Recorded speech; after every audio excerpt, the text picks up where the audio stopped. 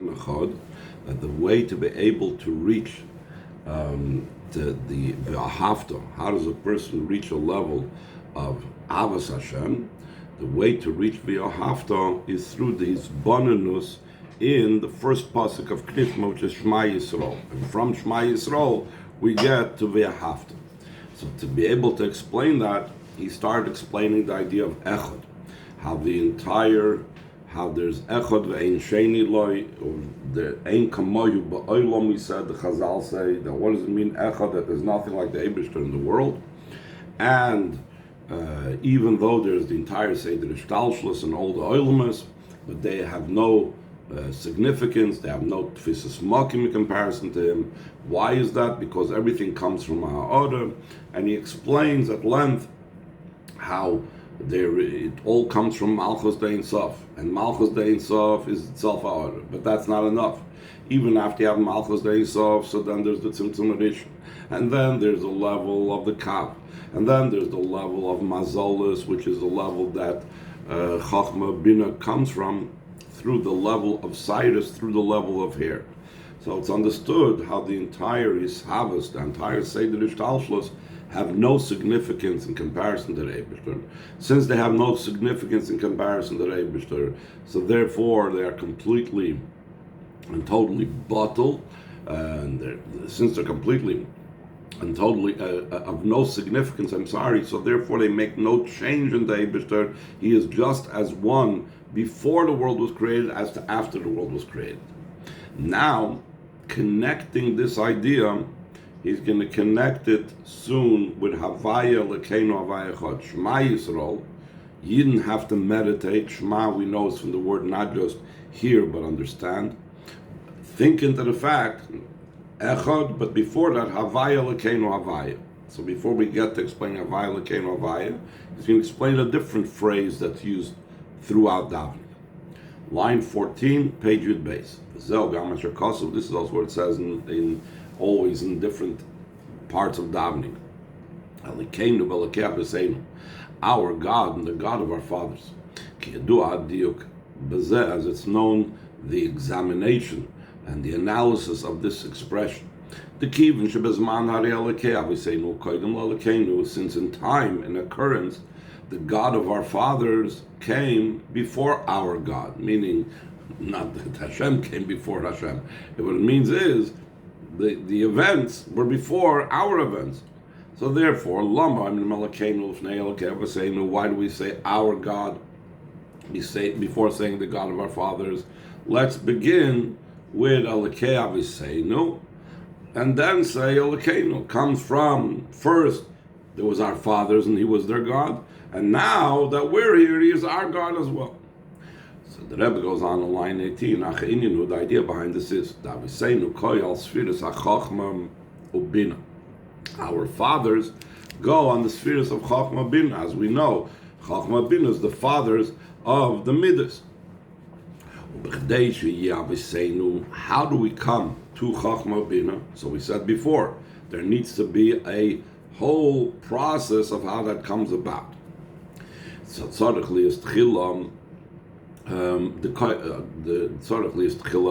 the first has to be our God. What is the level of Shem Elikim?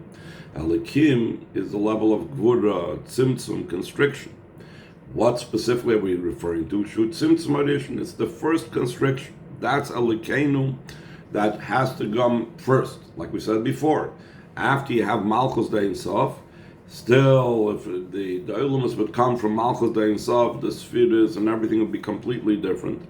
So you need to have the Tzimtzum Addition. So that's Elikeinu. That's the first step to be able to have Aviseinu. V'achar kach ve'elikei, afterwards there's a level of ve'elikei. So that's more levels of Tzimtzum. Additional Elikims.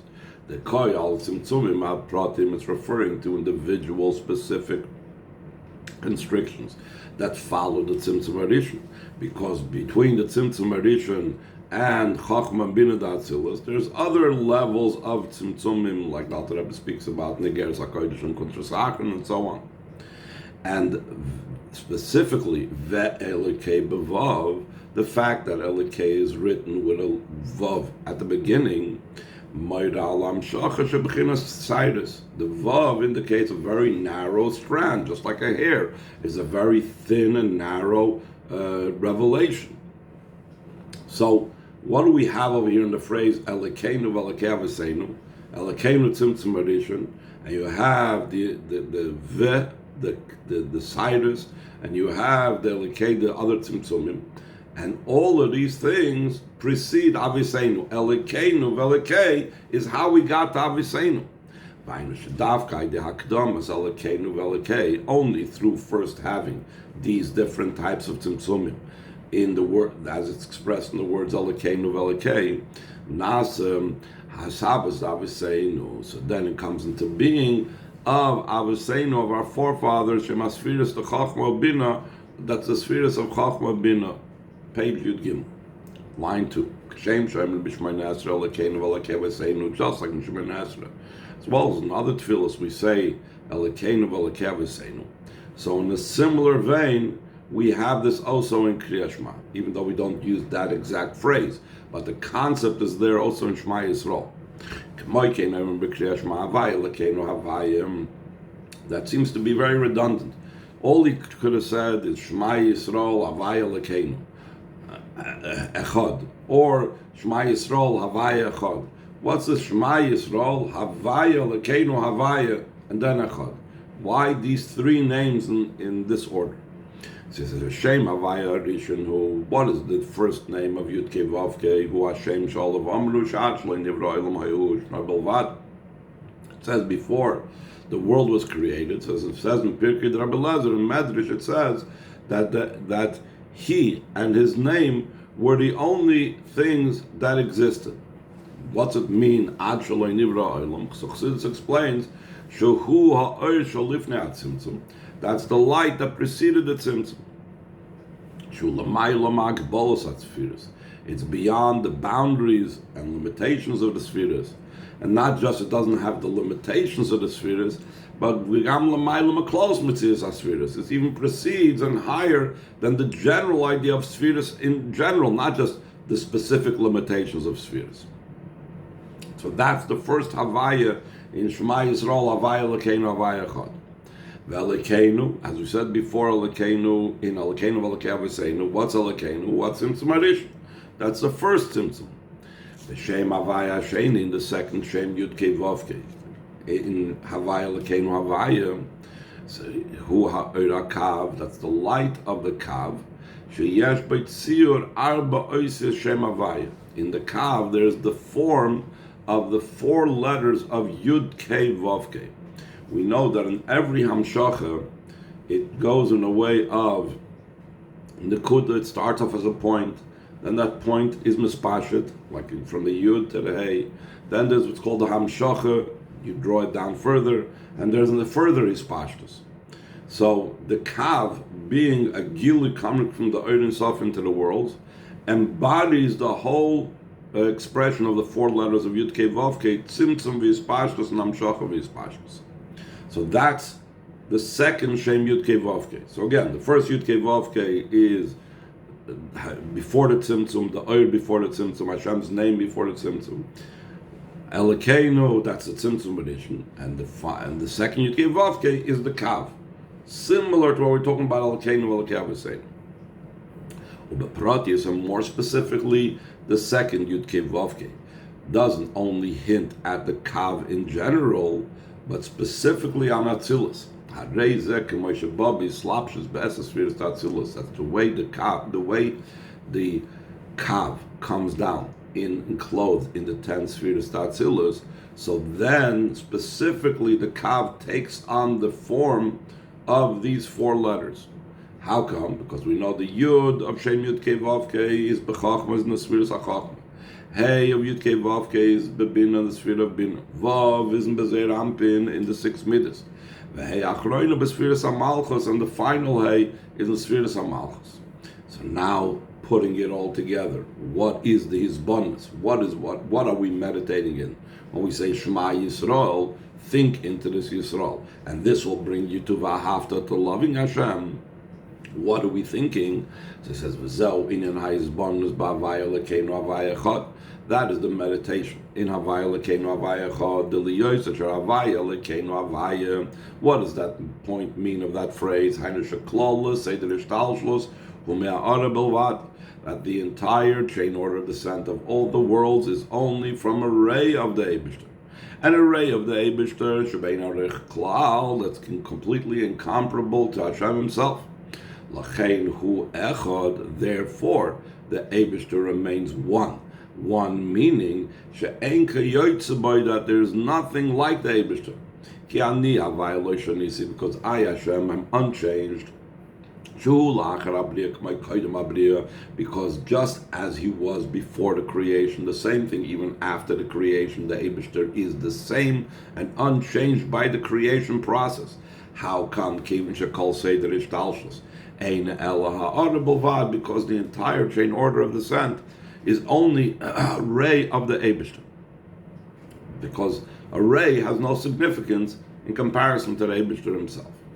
By day ha'izbonus being in Havaya echad, sha'akoilu be'ein arich, l'mata menu, through thinking into this idea of Hashem being one, that everything is incomparable, that is below Him. So now this is the clue, this is the means through which a person reaches to love Hashem. He awakens in a love and a desire and yearning and drawing upwards to become part of above, because he realizes that what he has is of no significance, since everything down here below is insignificant to the Eibishter. So therefore he has this yearning to be able to connect with the Eibishter, to connect with something real, to connect with the true existence. So we're holding top of page Yudalit. Hine inyan haratzui anal, this idea of ratzui hua oir chayzer shebevahavta. It's the rebounding light, the returning light of Vahavta. We spoke about earlier that we were talking that Vahavta, the word Vahavta is the numerical equivalent of 2 times light, and we associated light has to do with kindness, with toiv, with goodness, and with kindness, and with love. Love is the pnimius of goodness and kindness. Therefore, since light is about giving and revealing to another, so it's about goodness and kindness, and therefore it's also about the love. That's the motivator, that's the pnimius of the goodness and kindness. And we said that Ava has in it 2 types of light. That's why it's the numerical equivalent of Oir times 2. There's Oir Yosher, the light comes from above to below, and the light that comes from below to above. So the question we left off with, since the Oir, since the idea of what's called light, what defines light, it's something that comes to another, it's something that reveals itself to someone else. So if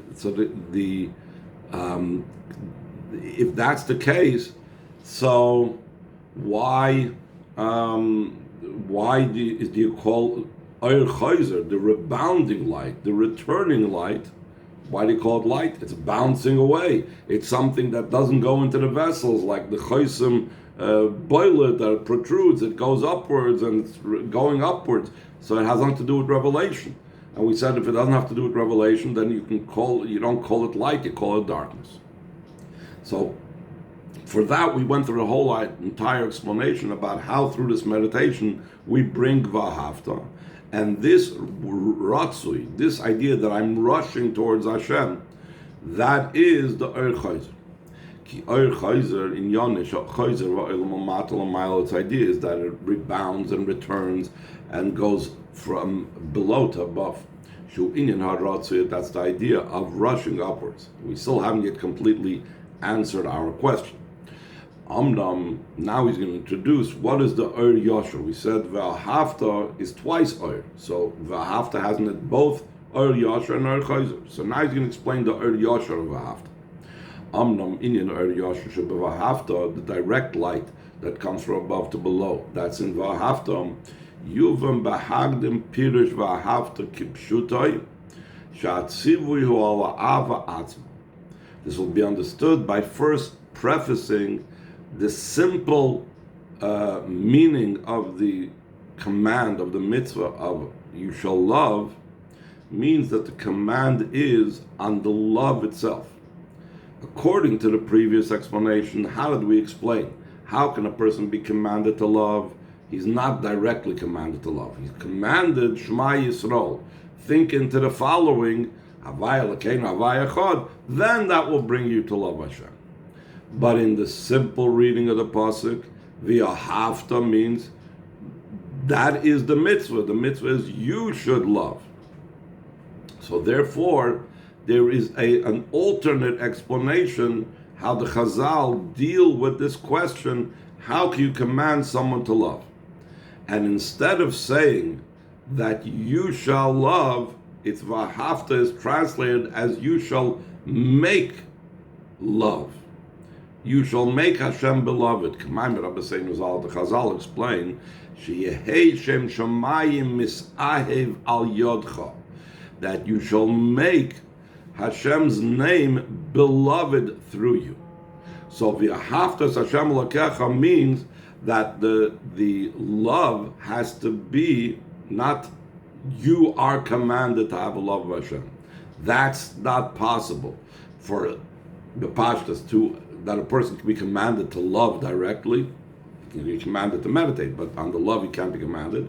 Rather, the commandment is that the person should do things to make Hashem beloved. In other words, when you act in a manner that people appreciate and they see, this is what somebody that serves Hashem acts like, and they want to emulate it, and they want to know where he derived this from, so then this is something that causes Hashem's name to be beloved. This is similar to the common phrase that we use, making a Kiddush Hashem, sanctifying Hashem's name. That is the idea in the simple sense. Chassidus, though, takes this idea of Shehei Shem Shamayim Misayev Al Yodcha and breaks it down on a deeper level. And he explains there's a Shem and Shamayim, and then there's the relationship between Shamayim and the Shem. That's the Misayev, the love and the joining between the Shem and the Shamayim. Line 7. Cninin, the idea behind this is the Shamayim Uze'er Ampin. Shamayim is going on the midas of Hashem. As we know right away, at the beginning of creation, it says, Bereshis bara Elokim es hashamayim es haaretz. Rashi explains the word Shamayim. Shamayim is a combination of Eish and Mayim, fire and water. Fire and water are the main two spheres of the midas, Gvura and Chesed, and therefore Shamayim includes all the Shisha midas, because those are the main midas that include all the rest, and everything else is like branches and extensions of them. So that's Shamayim. The Shem Shamayim, the name of heaven, Hu Hakli Lezer Ampin Shu Sfiras HaMalchus Shu Shem Orav Olvad. The name of heaven, that is the vessel of the Midas. That's the Sfiras HaMalchus is called the vessel Shu Shem Orav Olvad, because Malchus is only considered a name in comparison to the rest of the spheres, the most external part, just like our name is something that's external to us. It's not us ourselves. The same thing, Malchus is external, and the same thing, just like a name is meant for someone else. I myself do not really need a name in a revealed sense. I could live without a name. I need a name for other people. The same thing, Malchus is there for the other worlds. So Malchus is the level of a name, which is only ha'ara, so that's Shem Shamayim. V'liyosei Shem Belvad, since Malchus is only a name, it's only external, it's only ha'ara, tzarich lahamshich by teisefes oir, we need to bring an additional light into Malchus. That is the Mishayev. Shem Shamayim means that the name of heaven, meaning Malchus of Atzilus, Malchus of the Midas, needs to have love manifested in it. Needs to have the revelation of Hashem coming down more energy because it's only a ray, it's only a name. It needs more of Hashem. So that is our job. That Malchus of Shammai, the name of heaven, the Kli of heaven, needs the love of Hashem, needs more input, needs more revelation, needs more light, or Yashar, to come into it.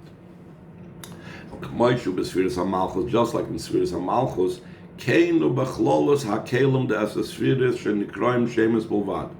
in truth, this idea of bringing Hashem's love into the name of heaven, is not just Malchus is being called the name, but also all the 10 spheres are called names of Hashem, because they're external and therefore the outside, and they're meant for the world. Where do we see it? They are called names. So we say it every Erev Shabbos and Paschal Yo, Kemaimah, like it says, Kad antistalk menayu, when you, the Oir, the Kav, the Ein Sof, will leave Chas v'Shalom the spheres, Ishta'aro kulush shmahan b'gegufa b'lei nishmasan. All the names will remain like a body without a soul, which is referring to the spheres. And the spheres and the kalim of the spheres specifically is called names. So we see that they are names and they need this revelation. Mis'ahev al yodcha. We need to draw more light into the names because the names are only a ray of the Eibishter.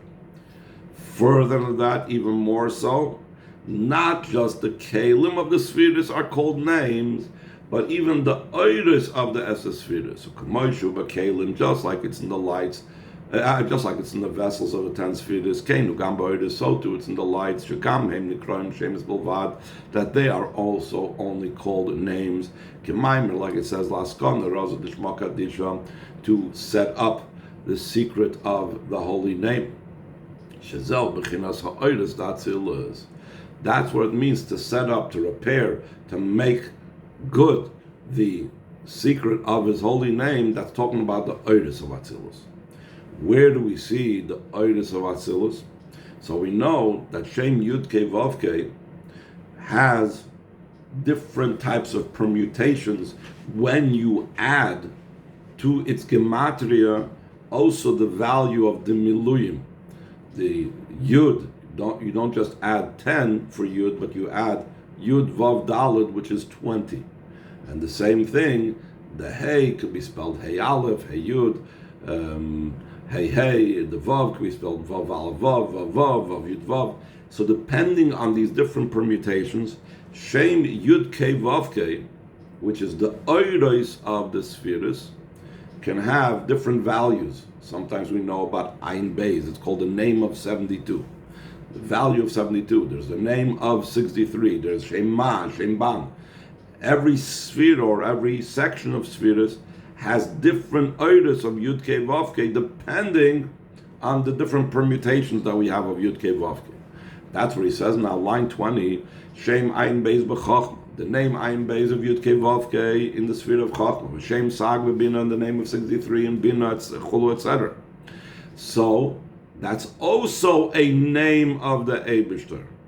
So that name also needs energy and mishahev and love and amshach of the Yasher. It's known the difference between Shem Yud Kei Vav Kei to all the other names that we're not allowed to erase, like Elikim and Kael and Adonai and so on, top of page Yud Tesvav. We had this previously, that the 7 names that are not to be erased, like Elikim and Kael and so on, those are the names of Hashem. Those names of Hashem relate to the Kalim of Atzilus. Shem Kael b'Chesed, v'Shem Elikim b'Gvura. Aval Shem Havaya hu ba'Oir, but the name Yud Kei Vav Kei is in the Oir. And depending, like we said before, which particular permutation of Shem Havaya, that depends in the Oir of which Kalim it is.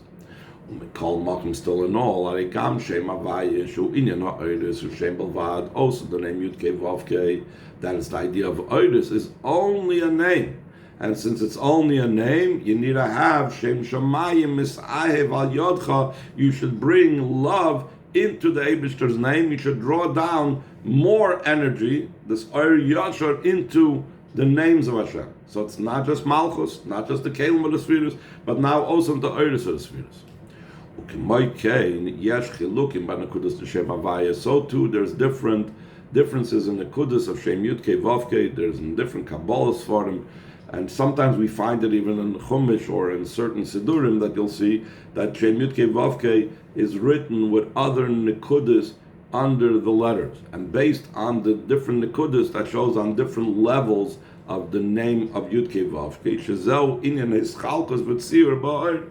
That's the idea of the division and form in the light. Therefore, we need to draw down an additional light also into the lights, because they are also names. That's the idea of the name of Hashem should become loved through you. How is that done?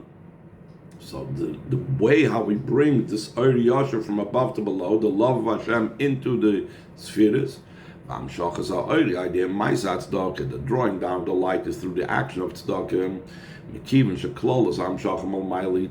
because in general, from Hashem's perspective, anything that He brings down to us is considered tzedakah. He doesn't owe us anything, and He's giving to us and to all the worlds and to the spheres and everything. This is all tzedakah.